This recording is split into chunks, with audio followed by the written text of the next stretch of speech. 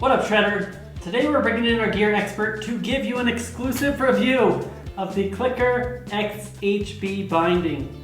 Now, back in my day, in the early 2000s when I was coming up in the snowboard world, clickers just started to get popular, but they kind of faded out. I think they just weren't quite there yet. In the last couple of years, we've seen a resurgence in clicker bindings from K2, from Burton, and this is pretty much the cutting edge technology when it comes to step-in binding. So if you're the person who just can't be bothered with ratcheting down that strap and you just want to step in and go, I know someone recently said they were quitting snowboarding because there's too much sitting.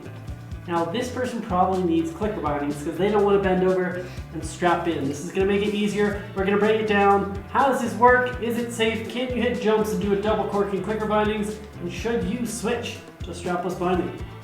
Don't forget to subscribe to the channel, hit notifications, and smash that like button. Let's do it.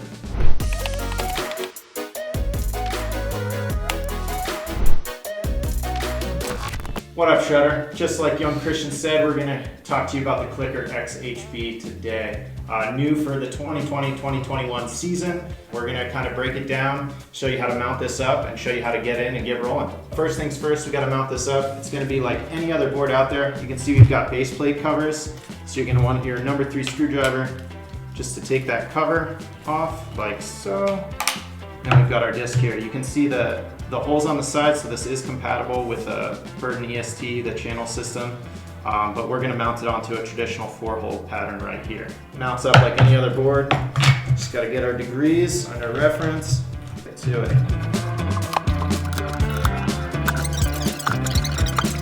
And just like that, just a couple minutes later, we've got our bindings mounted. They mount on like any other snowboard binding. Obviously no straps, so we're going to show you how this interface works. So if you look at your toe cleat and your heel here, this is going to be toe in, heel down, and now we've got the boot to kind of show you how that interface works. So recessed cleats, so as you're walking in these, they feel really like a natural boot. You don't feel the metal scraping or anything. The boot itself is designed with natural, so this is a really natural lateral feel. It helps with the turning, makes it feel just like any other snowboard binding out there. So as we're getting in, we make sure that our lever is released. Start with our toe. As you pull up, brings that heel up for clean, easy release. Now you don't need to hold that up as you're going back in. As long as you get your toe in place, you hear that snap back down, and then you just want to make sure you're turning that so you don't get released as you're riding. And you're in and ready to go. Just jump right in, pull that sucker. So I always have people asking me, what dial do I start with? What do I do once I'm in here? So once your foot is in comfortably, I'll kind of use that side dial, make sure that's engaged. That's going to pull that Conda chip tight around your ankle and lock that heel in place. So you don't see anything turning because that side dial is all internal. Then we have our H3 coiler up the front. Tighten that down once you're nice and snug. Power strap. And you're locked in to go.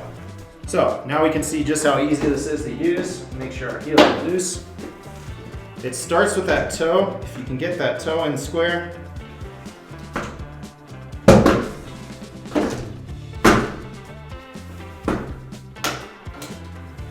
And just like that, we're locked in. So you can see I've got the regular movement from snowboarding without the straps or the dilemma of having to sit down and strap in. Once you get your front foot in, we're just going to our back here and we're in. Really, really easy. Make sure you're locked so you're not going to release. You can see that natural flex that you get out of this. It feels just like any other 2-strap binding, and we've got ourselves locked in there. So to get out, start with our back foot. As you pull that, it's going to release the heel.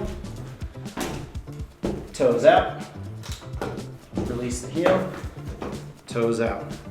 So if you look at the hook, it kind of goes to a point there. So as long as you're lining that up and your toe bleed here, it's that easy. And that's where you get that quick heel toe responsiveness. If you're all about ease in snowboarding, you don't want to lace up your boots, you don't want to do your straps, you don't want to do any of that. We've kind of got it all solved for you here in the Masis. They took the #1 selling boot in the world in the Masis and made it for this new system.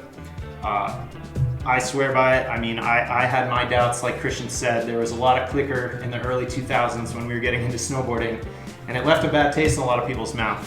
This has successfully cleansed my palate of the clicker system. So if straps are just too much to bear in life, and you want that fast action shredding, no sitting down required, maybe it's time to check out the K2 clicker bindings.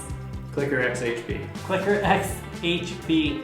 The latest renovation in the clicker world. And what kind of price point are we looking at for these? Just around.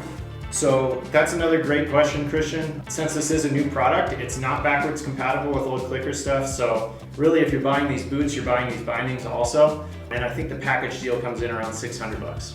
Okay, so you're gonna need the boots and the bindings.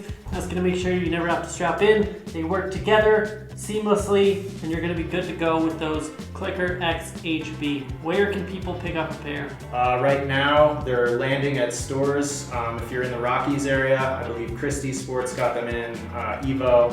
They should be available at some online retailers as well. Yeah, so go check them out. Any last words of wisdom? I think that's all for today. Peace out, Shredder.